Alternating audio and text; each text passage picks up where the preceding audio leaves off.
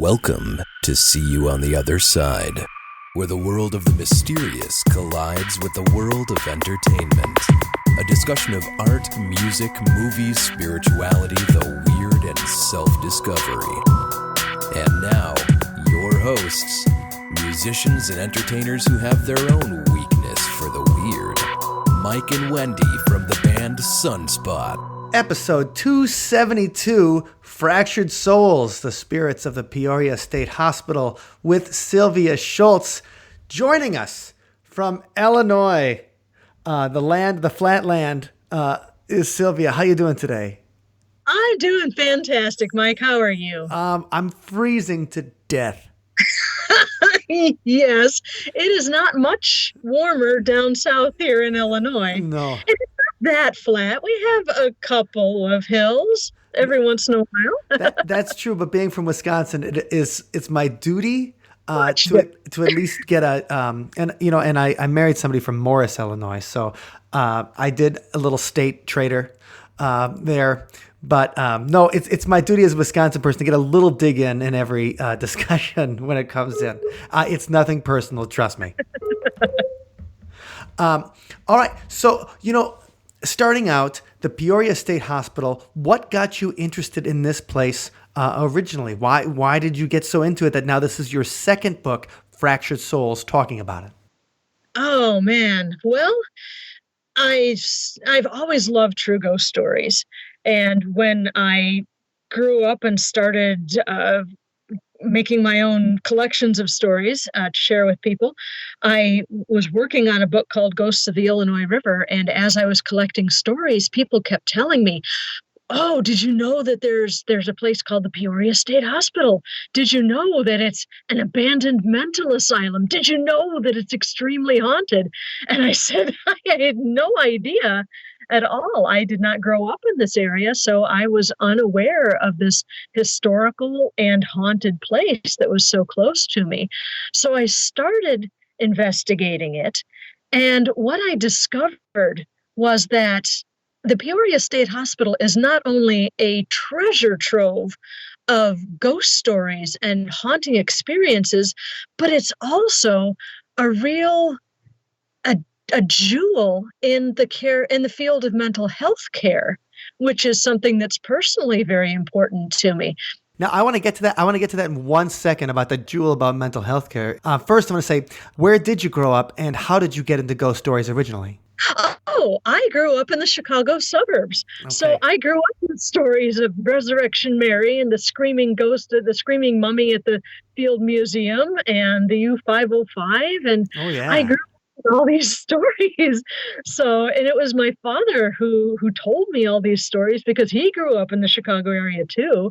And he just passed that love of ghost lore on to me. I remember sitting at the dining room table and having him tell me stories of Archer Avenue and the ley lines and all these things that combine to make a place haunted. He was very interested in that, and he passed that along to me. I see. We used to listen to Richard Crowe tell his ghost stories on WGN when I was really little, and so that was one of my first memories of that. So I know exactly what you're talking about, and that's exciting. So how did you make it all the way out to Peoria then?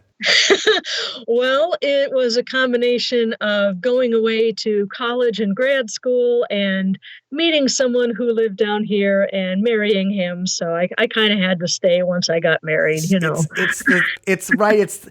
It's the same story of a romance that was meant to be, but now you came to a place, though, that it seems, that you have a unique relationship with the Peoria State Hospital. And, here's one of the things that when people talk about haunted hospitals, they never talk about haunted hospitals like it's a nice place.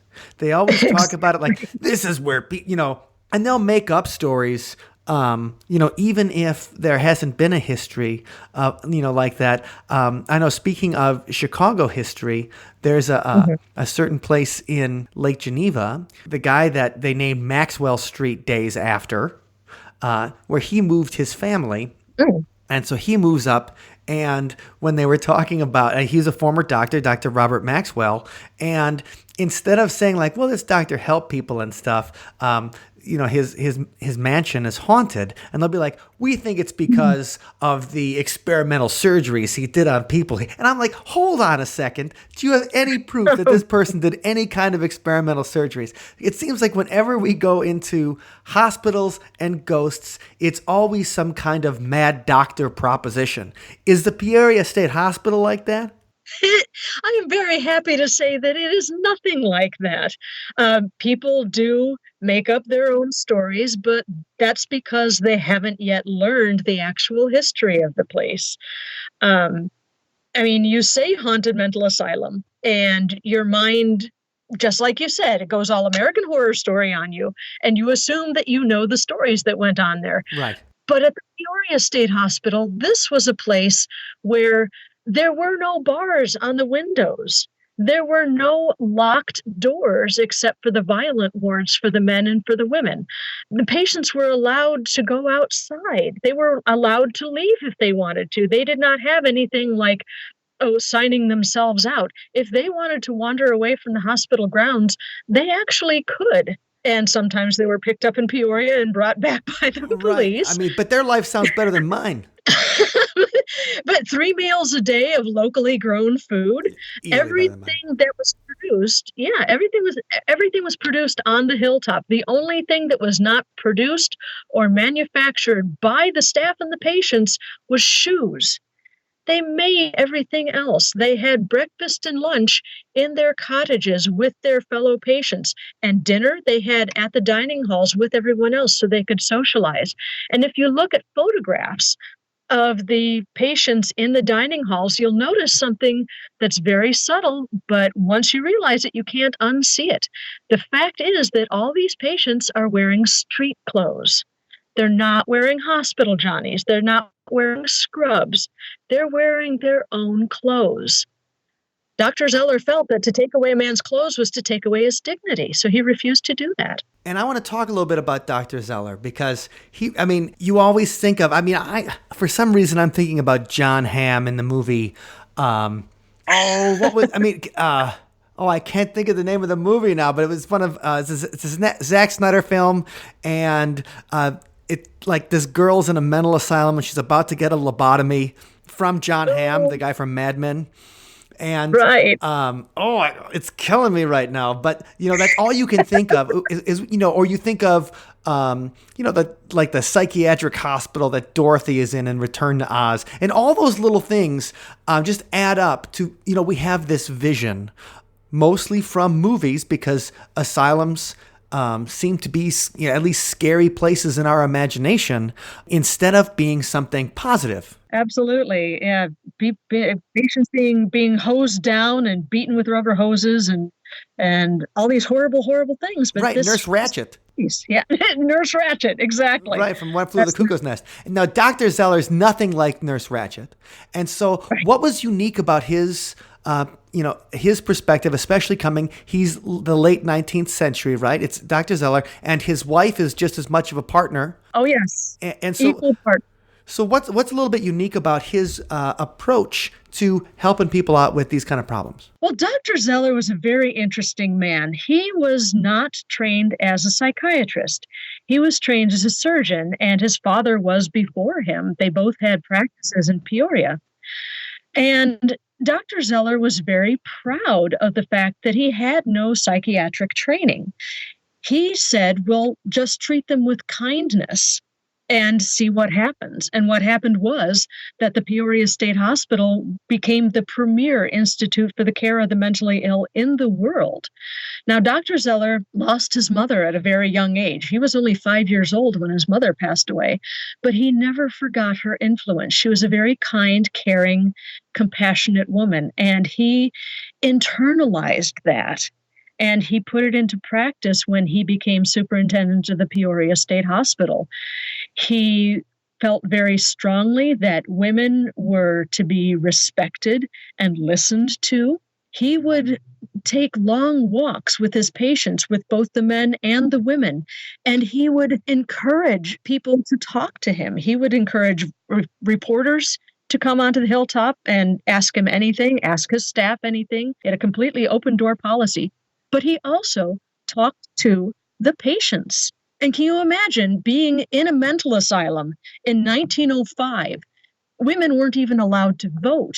And imagine going for a walk in the Illinois countryside and having the superintendent of the hospital where you're staying ask you your opinion on the care that you're getting. I wouldn't trust it. I immediately think like he's like setting me up for something, like he's going to come in, strap me to a chair, and take out my lobes.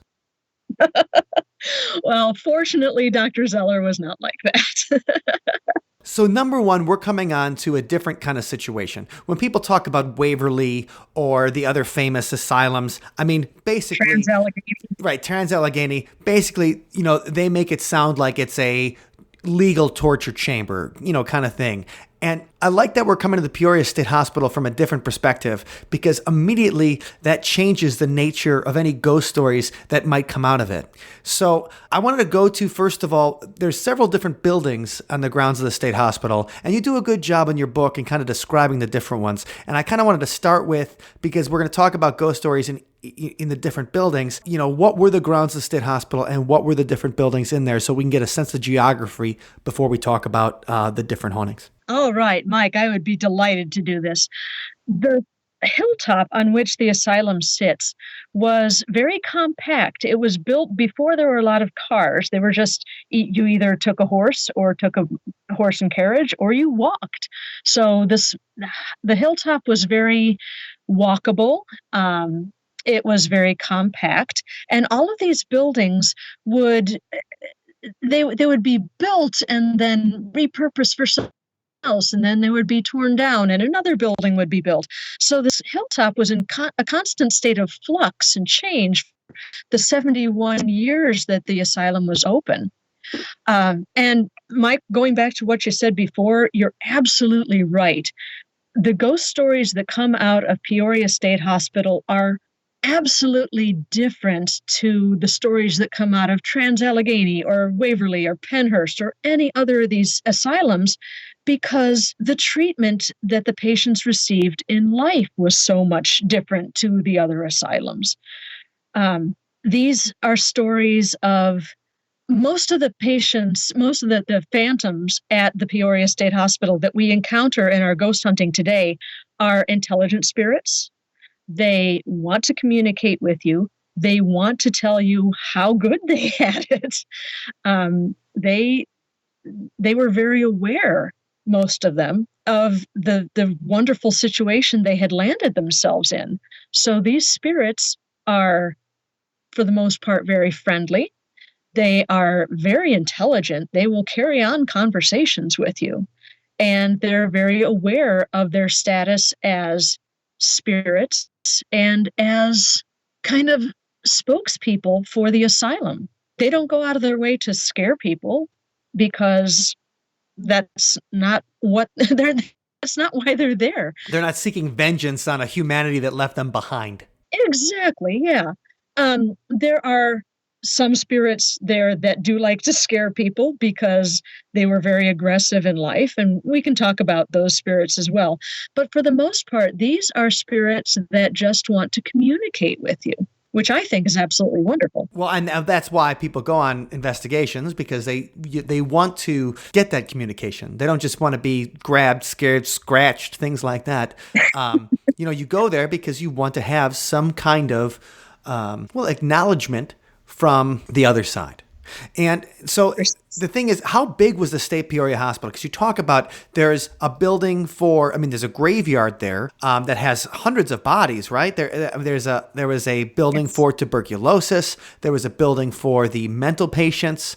It seems like it's a big grounds where there were several different buildings. Absolutely. There were 63 buildings on the hilltop at the asylum site. Yeah. 12 of those buildings are still standing, including the very first one that was built, which was the firehouse. So that's cool that we have the very first building ever built. A lot of the buildings have been lost, or a lot of them have also been repurposed into other things. One of the cottages is now a dentist's office. There were actually 3 cemeteries on the hilltop, and they're kind of divided. So some people say 3, some people say 5. because of the way the cemeteries are divided. There are 4,132 graves out there. And that represents only about a third of the people who passed away at the asylum over 71 years. Most of the people were sent back to their family plots. Well, sure. I mean, that seems to make sense, because especially if you die from tuberculosis or something like that, like the chances are your family sent you there because they couldn't take care of you at home, or you were no longer able to, live at home. And then they're not just going to leave you there once you're dead. Right. Right. I think that we talk about, there's these different places, because first of all, if there's a hospital wing, if there's a mental wing, and first the name of it, right? Wasn't it originally like the Illinois Asylum? Illinois Asylum for the Incurable Insane, which Dr. Zeller thought was an appalling name, and he got it changed as quickly as he could. Right. He said, "Don't tell my patients they're incurable. That's what I'm here to do." But it's that kind of idea, though, that there's these different buildings, and a lot of people might only be familiar with the Peoria State Hospital after they saw the TV investigation of it when the ghost hunters visited there, and also the Tennessee Wraith Chasers. Oh my God! Yes. Yes. And so if they're only familiar with the Peoria State Hospital from television, as someone that's been there, that's worked there, that has, volunteered there and spent a good deal of time there, what would you say that the TV people got wrong? The biggest thing that the TV people got wrong is not knowing the history. They were treating it just like any other asylum. They did not focus on the compassionate part. They did not focus on the fact that Dr. Zeller only hired people that he knew would treat his patients with compassion. And Tennessee Wraith Chasers, they really get my blood pressure up. Sure, that's okay. Their ghost hunters did not do the very best research on their history before they came. I did my best to tell them about the history, but to be fair, I was talking to them on Friday after their investigation. So I did a little bit of damage control, but to be fair, they did their investigation there before they interviewed me. Now, was that a tactic, or was that just a matter of scheduling? Oh, I have no idea. I'm sure it was scheduling. Because sometimes you think about a tactic of that. If let's say you go into a place and you just do the investigation where you're saying like, okay, these are the names we picked up. These are the places we saw things, where you don't have that stuff in your head in the first place. That's coming into, if you're just purely investigating and then you're trying to link it up afterwards to, okay, we got the name, Bob Jones. And I guess Bob Jones was a patient here, or Bob Jones was the head orderly. If they even called orderlies anymore, or if they ever were called orderlies and not just the movie starring the Fat Boys in like 1986. So I was thinking that might be some kind of investigative tactic, but on the other end, it also might just be we can get her on Friday, bring her out on Friday. I really honestly don't know, but that's a very good point. Yeah, I was interviewed for the Tennessee Wraith Chasers, the Ghost Asylum. Ghost Asylum. Yeah. Extreme ghost hunting. I was interviewed for that by phone even before they were out there, and we set up a date for me to be on camera, and then they decided they didn't need me, and it was just local politics, and that doesn't even deserve to be gone into. But their shtick is that they make kind of a ghost trap to attract whatever spirit they're seeking, and the thing that they made for this particular ghost, they were in search of the spirit of Rhoda Derry, who spent over 44 years locked in a Utica crib at the Adams County Almshouse. And she was eventually rescued by Dr. Zeller and brought to the Peoria State Hospital. And what is a Utica crib? The Utica crib was developed at an asylum in Utica, New York, which is how it got its name. It's basically a baby's crib that pretty much sits on the floor, but it also has a lid, a barred lid, which locks. And some patients would request to be put into the Utica crib because it made them feel safe. There was one fellow that He told a reporter, I sleepwalk. And if a nurse puts me into a Utica crib at night and locks me in, I know where I'm going to wake up the next morning, and that's comforting to me. But they were never designed for use longer than overnight. And Rhoda was kept in hers for weeks and months on end, and it destroyed her life. Her hips atrophied. She could no longer stand. And sometime during the first 10 years of this treatment, she decided she no longer wanted to watch the world go by through the bars of a cage, and she clawed her own eyes out. And the story about Rhoda Derry is horrifying. Here's someone who spent decades of her life inside the Utica crib, like inside basically an Iron Maiden you can see through. So eventually she doesn't want to see it. She claws her own eyes out. But what led her? Like, I think that, you read a whole book about Rhoda Derry. I did, yes. And so, like, how did she get there in the first place? Like, was she born like that, right? Or did something happen to her that kind of triggered this kind of mental illness? Rhoda Derry was the youngest of 9 children. She was born in 1834. She was a beautiful, beautiful young girl. And she ended up in this mental asylum, locked away from the cage, forgotten by her family, her life destroyed because she fell in love. That's a warning to you, everybody. When she was 16 years old, she did the most natural thing in the world. She fell in love with the 16-year-old son of a neighboring farm family, Charles Phoenix. Now, the Derrys were extremely poor, and the Phoenixes were rather well off. And Nancy Phoenix, Charles's mother, was not about to let her baby boy Charles marry one of these dirt poor Derrys. So she confronted Rhoda and threatened to curse her. She said, if you do not release my son from this engagement, I will curse you. And Rhoda took her seriously, and it drove her mad. Now, just that in itself is, you never hear about curses actually working. Like, it's an evil eye. And this is what really got me about the story, because Rhoda Derry's story, what year was she born in again? 1834. Okay, so 1834. So this is right before Illinois is a state. This is only a couple years after the Treaty of Chicago, which, kind of opened up Illinois, Wisconsin, Minnesota to settling. So you get families coming right out, basically just getting, like, for the first time, settling in a new place. You have a young girl falls in love. The evil mother-in-law curses her, drives her mad, and then, she's stuck in a cage. Like, she goes so crazy that her family has no choice but to put her basically in a cage, this Utica crib. And how long does she spend in there? 44 years. 44 years in there.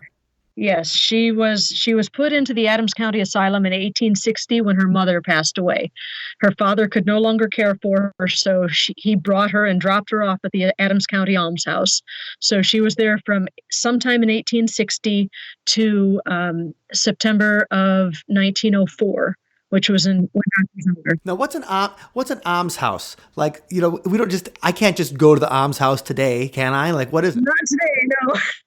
No, almshouses or poorhouses, every county in Illinois had one. And it was simply a place where if you were down on your luck, you could go and get 3 hots and a cot. They were not designed to care for the mentally ill, only the poor. But mentally ill folks are poor too. So sometimes that's where they end up. And this almshouse was absolutely unprepared to care for someone with Rhoda's depth of crazy. So the interesting thing about Dr. Zeller is that he believed, one of his bedrock beliefs was that no one is incurable. He prided himself on caring for what he called the worst of the worst. Now, you might assume that means violent, but not necessarily. He prided himself on taking care of the patients that every other institution had given up on, the people that were locked away and forgotten. And he really firmly believed that no one was beyond help. So how do you prove that? How do you prove that no patient is beyond redemption? Well, you go around to the almshouses and the poorhouses of the state, and you cherry pick the worst cases, the most neglected, abused cases. And that's what he did. He went to the Adams County Almshouse, and he found Rhoda there, and he rescued her. He brought her to the Peoria State Hospital. And so she got this, I mean, so 44 years. So if she's 16 when she, all of a sudden this triggers a mental illness, okay, let's say it wasn't a curse. Let's just say she had a predisposition, like the curse story is pretty good. But, even if the curse could have been like you believe in it kind of thing, almost like voodoo sometimes seems like the curses happen to the people that believe in them.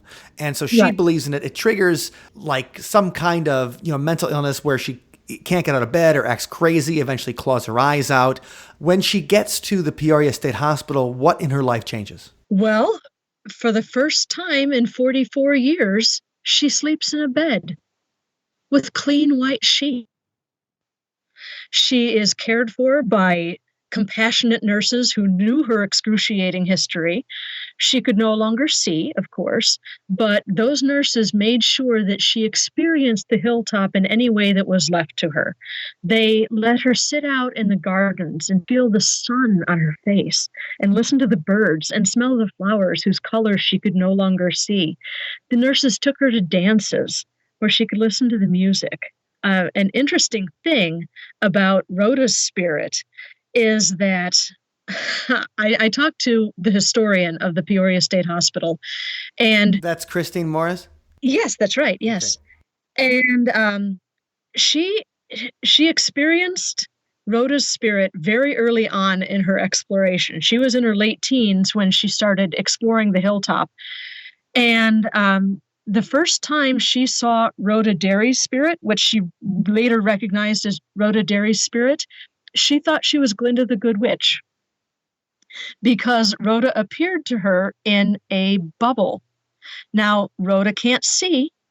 All she experiences is the sensation of rolling because she's in a wheeled chair being rolled about. So that is her conception of her first moments and her first months at the Peoria State Hospital is rolling. So that's how she presents herself as a spirit, is this spirit. In a bubble. Yeah.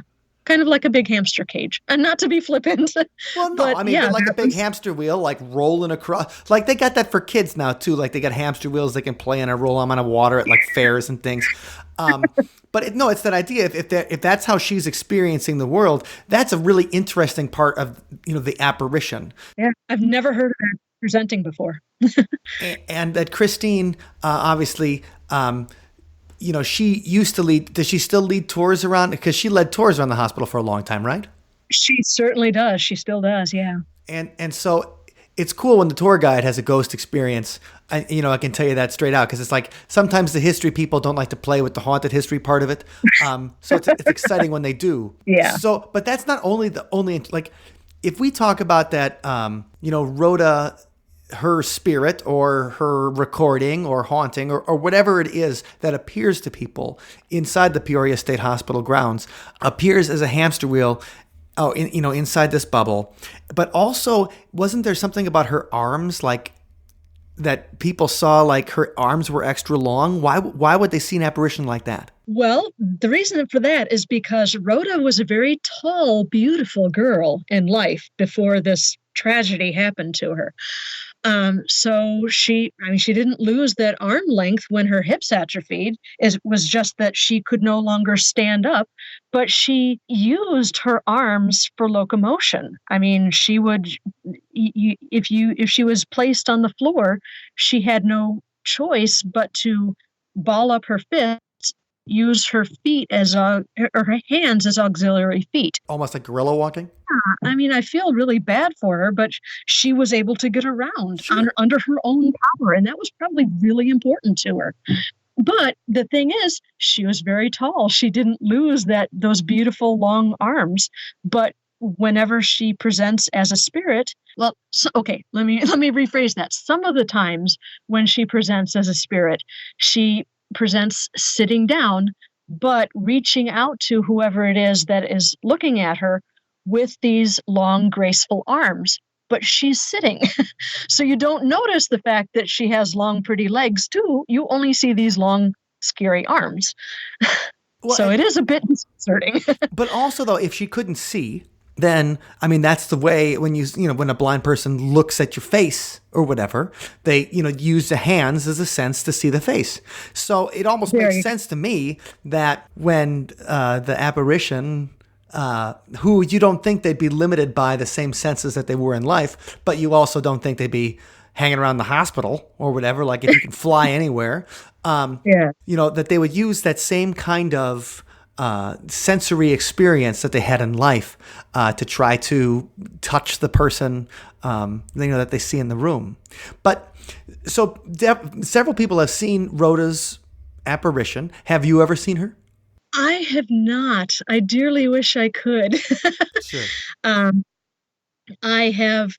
have recorded an EVP, which we think we might be able to ascribe to Rhoda, but I have never. What the EVP say? Well, this was captured in conjunction with. I was down in the basement of the Pollock Hospital with a psychic medium who can see spirits and talk with them. Was the Pollock Hospital the mental institution, or was it the tuberculosis hospital? I can't remember. That was the tuberculosis ward. Okay. And it was built. The Pollock Hospital itself was built in 1950, and it was built on the site of a previous tuberculosis hospital, which was in a bat wing shape. And that hospital was built on top of the land where the original tent colony for the care of tuberculosis victims was situated. So there were 3 different edifices for the care of tuberculosis patients on this particular plot of ground, which makes that just soaked in death and suffering, because tuberculosis is very painful. Now, when people talk about old styles of medicine and stuff, or old styles of diseases, when they're talking about consumption, that means tuberculosis, right? Equals tuberculosis, yeah. It's basically where you drown in your own blood. It causes lesions on the lungs, and when you cough, those lesions rupture and you cough up blood. You basically drown in your own body. It's a horrible, horrible way to go. Okay, thanks. So, we were, my psychic medium friend and I were having a conversation with Christopher, who is one of the spirits in the basement of the Pollock Hospital. That's the boy in the basement. You have a whole chapter about him in the new book, right? Boy in the basement, yes. And I have 2 Lights Out programs about him, too. You can hear our conversations. We'll have a link to that at othersidepodcast.com/273, where you can, if you look in the show notes, we'll have links to Fractured Souls, Sylvia's new book, as well as her podcast, Lights Out. Thank you, Mike. So we were having a conversation with Chris, and Diane said he was very young when he died. She said he was young, about 22. And we captured an EVP right afterwards that said, I thought at first, listen, it was Chris saying, that's right, 22.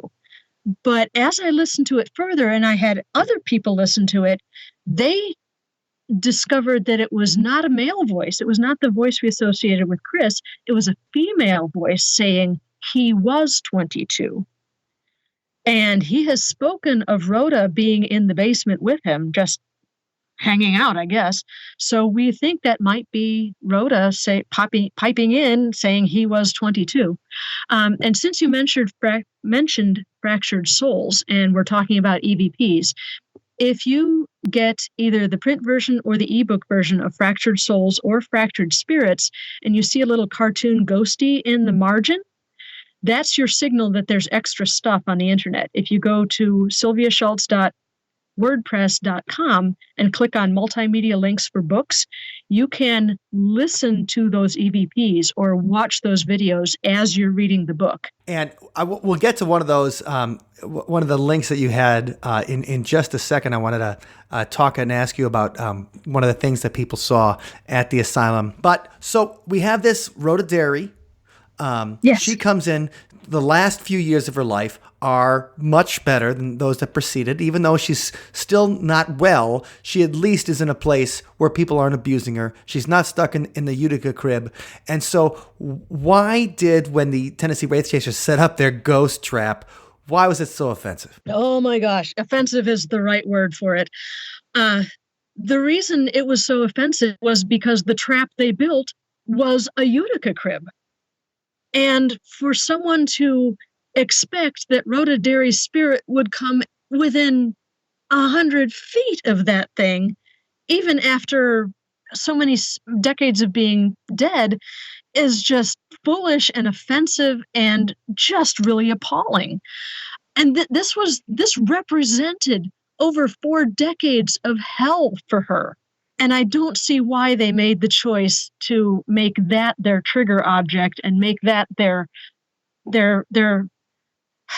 object to draw Rhoda's spirit in. It baffles me why they made that decision. Well, I mean, it probably because it looked terrifying on television. Like, I could tell you why they made the decision because whoever was there was like, this is gonna look great on TV. Yeah, this is gonna look so badass. Yeah, well, good luck trying to get Rhoda's spirit to get anywhere near. And so there's a couple of stories from your book that I wanted to make sure we talked about. And number one is, so you mentioned that you can hear and see some multimedia on your site of the EVPs and videos that people have experienced in the Peoria State Hospital. One is, Dale Kaczmarek, the Chicago ghost hunter, and Dale Kaczmarek's been around for, well, to me, it feels like 1,000 years. At least I've been reading his stuff ever since I was interested in ghosts on the internet and stuff like that. I've been on his sites and listening to his EVPs and everything. And so Dale, he writes the forward to your book, and he mentions that that they catch this video while Chris Morris is doing a lecture, while she's kind of guiding them on a tour, and somebody's got an old school video camera and they're taping that, and then all of a sudden, like, something appears behind her. Yes. Oh, we call it the thingy. And that gives me the giggles every time I watch that video. It is so hilarious because Christina is doing her lecture at the beginning of the ghost hunt in the Pollock Hospital.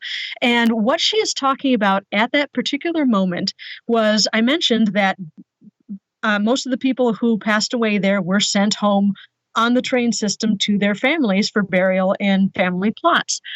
And at that point in time, Christina was speaking about bodies being wrapped tightly in sheets and put into the basement of the Pollock Hospital, which is actually built over a natural spring, so it stays nice and cool. And they did that on purpose so that they could keep the bodies cool before they were sent home on the train system. And as she's talking about wrapping bodies tightly in sheets, all of a sudden, this white thing, it looks for all the world like a sock puppet. Yeah. And it looks like somebody has a sheet over their hand, over their arm, and it pops up behind Chris, and it hangs there in the air for a while and wavers back and forth ever so slightly.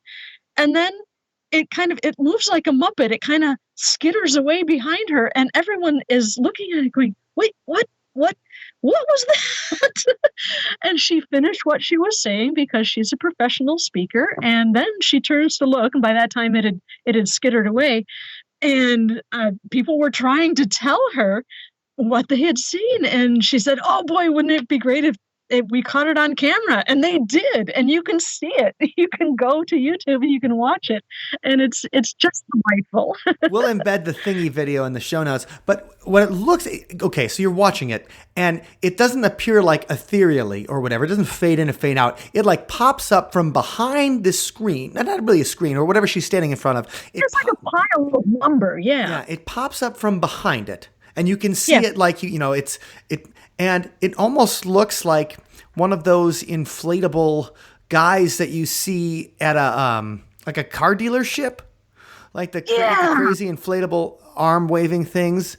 And it kind of looks like it's blown up like that, and it just sits there and it kind of quivers a little bit like those crazy inflatable hand guys. And then it just goes back down like the inflation, like it's being deflated. It kind of, that's what it looked like to me. And so I'm looking at this and I'm thinking like, well, what can it be, like a balloon or something? And then the air conditioning or the heat kicked in and, had it up. But you think that'd be something you'd see all the time if you were there. And I got to ask Dale, I got to be like, did you like go back there and see if you could find the sock or the balloon? Or it really is. The video is really interesting. I don't know if it's a ghost, but it's pretty weird. They actually did afterwards go back and, well, right after it happened, Christina encouraged them to go back, as a matter of fact. I don't think it's on the tape at all, but everybody went back to where Christina had been standing, and it was basically a solid pile of lumber. Right. There's no balloon or sock or condom or whatever that thing was. Right.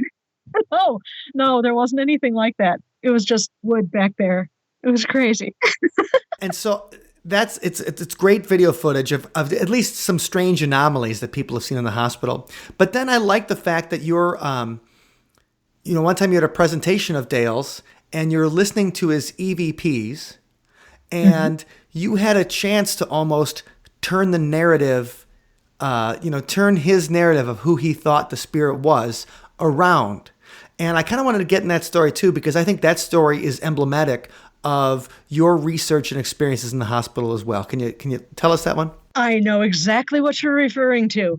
So I was at a conference with Dale, and he was giving a presentation on the Peoria State Hospital.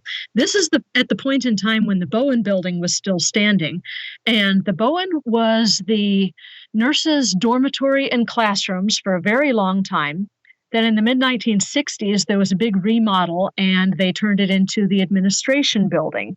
And all those big, beautiful day rooms and classrooms for the nurses got kind of chopped down into offices and whatnot. But for most of the hospital's history, it was dormitories for the nurses and classrooms for the nurses and doctors' apartments and whatnot. So Dale and his group, Ghost Research Society, were down in the basement of the Bowen, and they were recording, and they were told that they were in the morgue, which is there's more to the basement than just the morgue, and the morgue was not in the basement of the Bowen anyway. And they caught an EVP of a girlish giggle.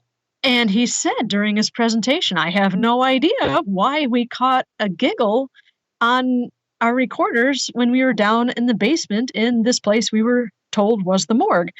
And I'm not that kind of person. I didn't interrupt his presentation, but I came up to people afterwards and I said, I have a theory as to who and what it was that you heard. And he said, well, please tell me. We have spoken to nurses that used to live there and study there, and they have told us about the fact that down in the basement was the storeroom for some of their food. And they would tell us about sneaking down from their rooms after lights out and nicking a can of peaches from the pantry and taking it up to their room to snack on, have a little midnight snack. So I told Dale, what you heard was the little giggle of a young nurse getting away with something. And he said, that makes a lot more sense. Right, than like a giggling dead body in the morgue. Right. And when you know the history, when you know the circumstances of the EVP that you catch, it does make a lot more sense. That really, to me, taking something where it's very traditionally like, so we were in the morgue and I was asking questions about how did you die? And then turning it around as being like, no, I mean, whether it was a recording of something in the walls or an energy or a spirit's, what you heard girls having fun and, people, nurses who were living, the difficult life that a nurse lives when you have to take care of people and having a spot of brightness in their life. And the idea that every time like you have a ghost thing, there's some tortured creature that is, calling out from beyond in pain and regret and all these kind of things. And it's just easy to get lost in that narrative. So when you can turn it around and turn it into something fun and positive, I don't know, it's just a lot nicer. I mean, of course, I like it that it's not nicer, but I just feel that it creates a different kind of, a more playful atmosphere of the paranormal than the scary atmosphere of the paranormal that we're fed constantly by movies and TV because it obviously works. It's a lot more satisfying too. Right, because life is not just eternal misery all the time, and so you would hope that afterlife would not be eternal misery all the time. There's one more guy I kind of wanted to get to, Manuel Bookbinder. Yes. Yes. And he's I thought it was a really interesting character, and it really ties in also to the kind of character that Dr. Zeller was as well. So I think just a little bit on A. Manuel Bookbinder, I really enjoyed his story from the book. Of course. So, in the very early days of the asylum, we would take people from all over the place, no matter what their issue happened to be. And this fellow was brought to us by his, I don't remember if he was just dropped off or coworkers had brought him here, but this fellow was dropped off, and he had a mental breakdown at work. And his breakdown was so total and so complete that he was rendered mute. He was unable to tell the intake nurses his name. So the only information they had was that he had worked in a bookbindery. So they wrote his name down in the intake booklet as A. Manuel Bookbinder. So he became known as Bookbinder, or Old Book for short. Oh, so I was using Manuel. Like it It is Manuel, right? Yeah. All right. So one of Dr. Zeller's genius ideas was that he gave every able-bodied patient a job to do. Nothing strenuous or anything, nothing backbreaking, just something to fill the hours of the day, to give them a reason to get up in the morning, give them a sense of purpose to their days. And Book was put on cemetery duty. His duty was to keep the cemeteries nice and tidy, and to pick up any fallen branches, and to also dig the graves. So he started doing this, and he attended the first funeral for the first grave that he dug. And as he stood there, he started sniffling, and his shoulders started to hitch, and a tear tracked down his cheek. And pretty soon, Old Book was just sobbing openly. So not to disturb anyone, he wandered over to a big elm tree that was in the middle of the cemetery, and he leaned against it and just poured his heart out to this tree, just sobbed and sobbed. When the funeral was over, he collected himself and wiped his face and came back and filled in the grave. He did this for every funeral he attended. And he attended every funeral on the hilltop. He got to be sort of an urban legend on the hilltop. When a patient realized they were near death, they would grab a passing nurse and say, "Make sure Old Book cries for me, or I won't get into heaven." So he was quite the character on the hilltop. He had been with us for just a few years when he himself passed away. And Old Book was a very well-liked character on the hilltop, so his funeral was very well attended. So they sang a couple of hymns, and Dr. Zeller gave the eulogy because he was there at the funeral. And they went to put the coffin into the ground, and there was ropes slung under the coffin, and the coffin was sitting on a couple of boards above the empty grave. So 4 guys on each end of these 2 ropes, and they heaved on the coffin to lift it up so they could slide the boards away to lower the coffin. And as they did so, as they heaved on these ropes, the coffin bounced up in the air as though it were completely empty. And at that very same moment, everyone heard a wailing and howling coming from the cemetery elm at the middle of the cemetery, and there was the ghost of Old Book. He was standing by this graveyard elm, leaning against it, just howling and carrying on as though his heart was breaking. People didn't know what to do. There were nurses there that fell to their knees. Dr. Zeller, he said, "I want that coffin open right now." And he sent somebody for a crowbar, and they jimmied up the coffin lid and opened the lid. And as soon as they opened the lid, the wailing stopped, and the voice, the ghost disappeared, and there in the coffin was Old Book, absolutely undeniably dead. And we know about this because Dr. Zeller wrote about it in his memoirs. He said, "It was awful, but it was real. I saw it. 100 nurses and 300 spectators saw it." Now, the story of Old Book doesn't end there. After about 6 weeks or so, the tree started to die. And this was Old Book's tree. Nobody wanted to see it go. So Dr. Zeller had people watering it, had patients taking care of it, but no matter what they did, the tree was definitely dying. It was dropping leaves. And Dr. Zeller was a very safety-conscious guy, so he didn't want the tree coming down and hitting anyone. So he sent out a crew to chop the tree down. And at the first stroke of the axe, they swore they could hear the voice of Old Book coming from the trees. They threw the axe down and they said, "Oh, we don't want any part of this." So the tree was allowed to die on its own. And legend has it that when it fell right between the rows of tombstones and didn't damage a single stone as it fell. That's a great legend of the People- Peoria State Hospital. Right. And people always ask, is it true? It's a marvelous ghost story. It's not true. Dr. Zeller was a very fine fiction writer. He was known as the Rudyard Kipling of America. And the Rudyard Kipling of England actually wrote to him and complimented him on his short stories. And superintendents of other asylums got to hearing this story of Old Book, and they would write to Dr. Zeller and they'd say, "Hey, we've been hearing this weird ghost tale coming out of Peoria. What's the deal with that?" So he actually wrote a blanket letter to a lot of journals to which he was a contributor, including, interestingly enough, the Journal for Psychical Research. And he admitted it. He said, he fessed up. He said, "We've got a lot of wonderful characters at our asylum. Some of them make it into our fiction, my fiction." And he said, Old Book was such a wonderful character, and he cried at everyone's funeral. And I just thought it was really too bad that no one would cry for him. So that he made that happen. He made Old Book cry at his own funeral. Now, there's a very interesting postscript to this. Okay. When ghost hunters visited the asylum, they spent most of their time at the Bowen building, of course, but then a couple of fellows went out to Cemetery 2, which is where Old Book was buried.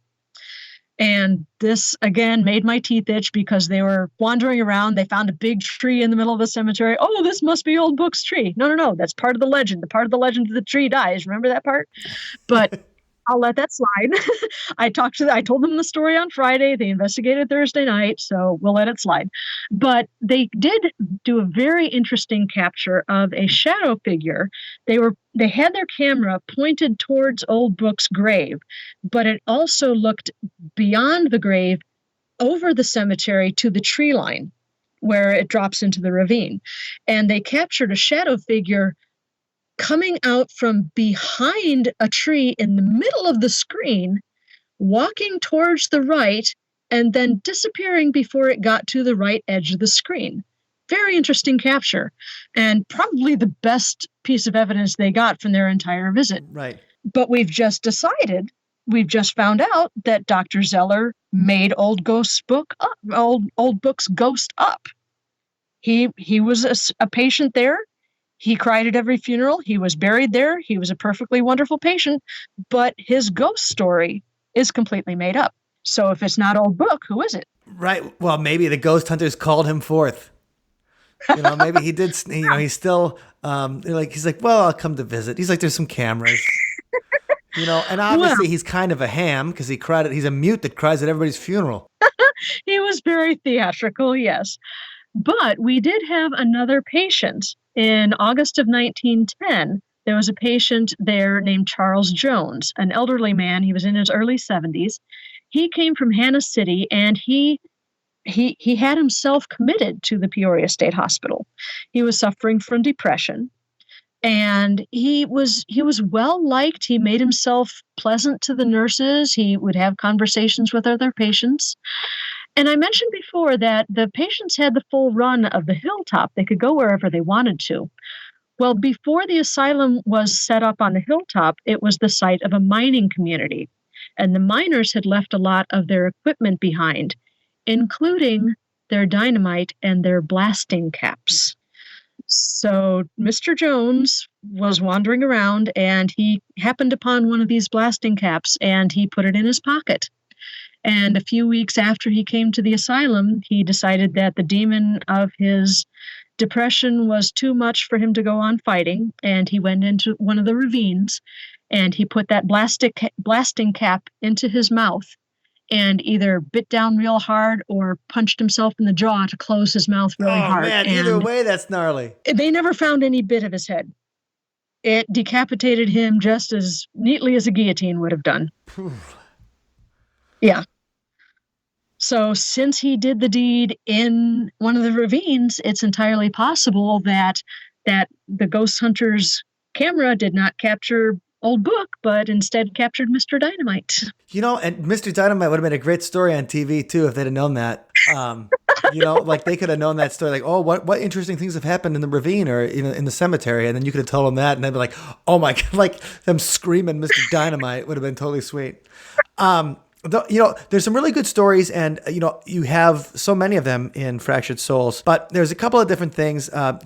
Last questions I had for you. One was the Haunted Infirmary. That's a haunted house that you guys put on every year? Yeah. Mm-hmm. Every October, the Pollock is turned into the Haunted Infirmary. The lore behind the haunted house is that there has been a portal to another dimension opened up, and this is what has spewed forth. But we are very, very, very careful to keep the history of the asylum and the Haunted Infirmary completely separate. One has absolutely nothing to do with the other. They're in the same building, and that is as it goes. We get a lot of flack for putting on a haunted house in a haunted building that happens to be in a haunted asylum. But we say, they're absolutely separate. And we also point out that during the asylum's history, they had parties. They celebrated Halloween. They celebrated Christmas. They celebrated holidays. All of these cottages where the patients lived were decorated for every holiday and for every patient's birthday. These people loved a party. They had movies every Friday night. They had dances every Saturday night. They would have been absolutely thrilled to be celebrating Halloween with us. And some of them do celebrate Halloween in our haunted house. So there's nobody playing like Rhoda Derry. Playing Rhoda Derry in the Utica Crib at the Haunted Infirmary isn't like Peoria's version of the May Queen or anything like that. Never, ever. All and right. No. All right. Just an idea for next year. No. Okay. Now, when the Haunted Infirmary sounds like a lot of fun and really interesting. And, where I grew up in McQuantico, Wisconsin, there was a place called Rainbow Springs. And that was, I've talked about that place a couple of times because it had a whole bunch of haunted stories. But the developer of the hotel and resort ran out of money and killed himself inside the hotel. And that's in the newspaper and stuff. It's not just one of those urban legends. And, people had seen ghosts and weird things because it's a half-built hotel. And they just never finished. And it was there for, 30, maybe 40 years before eventually part of it burned down and then they got rid of the rest of it. But the McQuantico JCs, they would hold the haunted house there every year in the, because it was just, they did open a golf course on the site, but the hotel never opened. And so the people that ran the golf course were like, sure, we got this hotel that's mostly built. You might as well do something with it. And they had a really great haunted house there.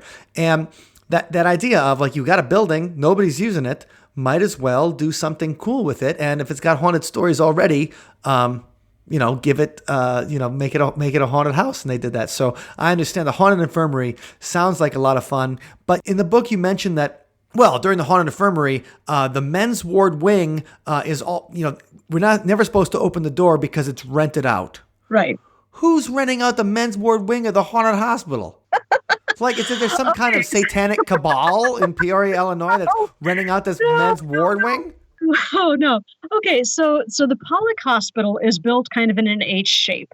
There's a long corridor with little rooms off to each side for blood draws and physical exams and oxygen therapy and whatnot. And then the two ends are the women's ward and the men's ward. And those are further divided as the H part. Each wing is divided into the recovery ward and the death ward. Now, on the women's side, the JFL, Limestone High School JFL, owns the building and they keep stuff there. They store football equipment in part of that building, part of the women's ward. Wait, what's a JFL? Junior Football League. Okay, Junior Football League. All right. And then the men's ward is divided into the death ward and the recovery ward. And the death ward is on our side.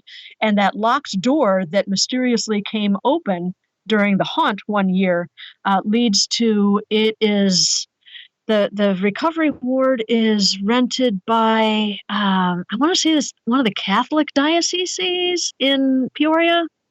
And they just store stuff there, like pews and religious artifacts. So it's a place used for storage. Like they're storing stuff in the, like I was like, what are people working in? Like, what are they doing in that place? Like, oh no, we can't go in there because it's rented out. To who?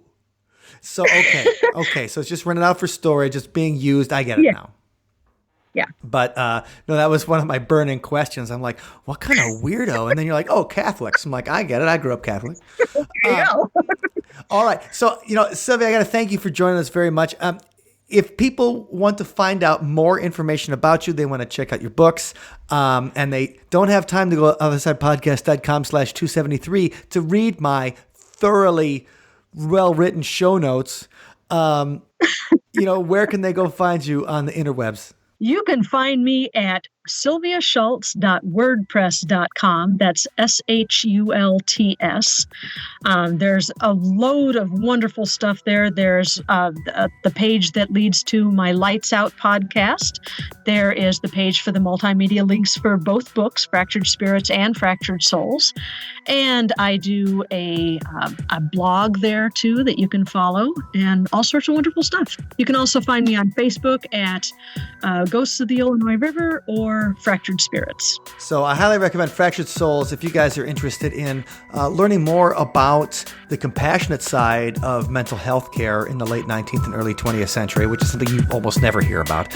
And also to hear about some really interesting ghost stories from Peoria. It's a lot more than just John Deere. Probably the most shocking and cruel image for me in the whole conversation was Sylvia discussing the Utica Crib. With a hospital bed in the crib, the patients only had 12 inches of vertical space to live in. It was a bed where you could never get up and you were never let up. They justified the practice because they said that they restrained patients who might be suicidal or cause self-harm, like Rhoda Derry did by ripping out her eyes with her own bare hands. But the thing is, did they ever think that maybe they wanted to hurt themselves because they were in the crib in the first place? At the time, they thought it was more comfortable than a straitjacket. But it shows how far we've come in the treatment of mental illness that we're horrified by such a device. But it also shows that even our better natures need to be checked sometimes. The proverbial road to hell is paved with good intentions, because what starts as compassion can turn into cruelty. This song is called The Utica Crib.